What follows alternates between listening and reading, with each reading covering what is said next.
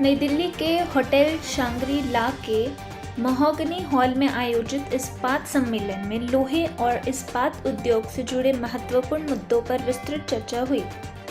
कार्यक्रम की अगुवाई IIFA sustainable steel manufacturers association के अध्यक्ष योगेश मंधानी और महासचिव कमल अग्रवाल ने की।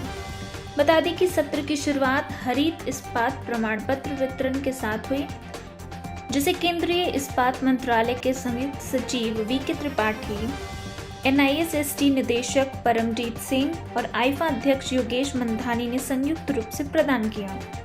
इस दौरान कई इस्पात संस्थानों को पर्यावरण अनुकूल उत्पादन और उत्कृष्ट योगदान के लिए सम्मानित किया गया।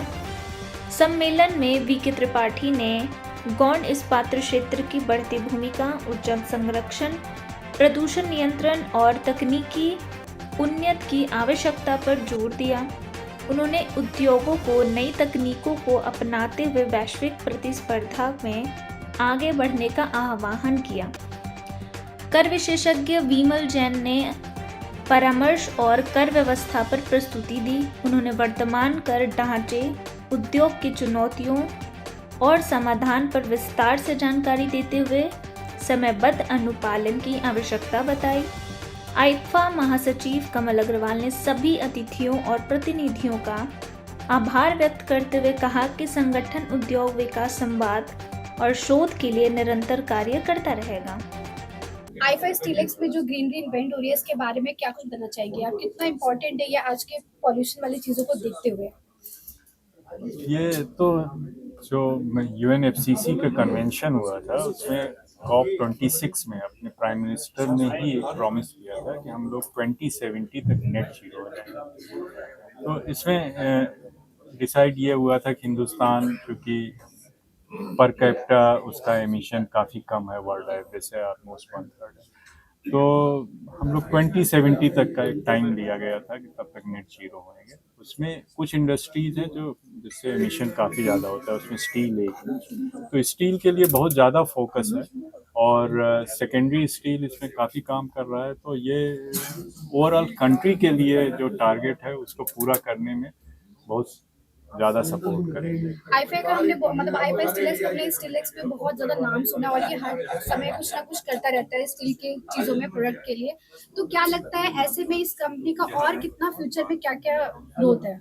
इनको अभी मैंने एक टारगेट दिया है कि जो हम baseline green house gases emission का सर्वे करा रहे हैं, उसमें जो भी छोटे प्रोड्यूसर्स हैं जो अभी उतना ढंग से उसको नहीं अंडरस्टैंड कर रहे हैं, उसको उनको इंटीग्रेट करें, उसमें जिससे वो कोऑपरेट करें और अपना जो रियल डाटा है वो दें, जिससे हमें करेक्ट इनपुट मिलेगा और उस ढंग से हम लोग फिर पॉलिसी फॉर्मुलेशन पे काम करेंगे। सेक्टर है, बहुत इंपॉर्टेंट सेक्टर है। 2% ऑफ जीडीपी हमारी स्टील सेक्टर से आती है। 7% इंडस्ट्रियल आउटपुट मेरा स्टील सेक्टर से आता है। जब जीएसटी का कलेक्शन आप स्टील सेक्टर से देखेंगे तो 50,000 करोड़ का जीएसटी का कलेक्शन स्टील सेक्टर से आ रहा है।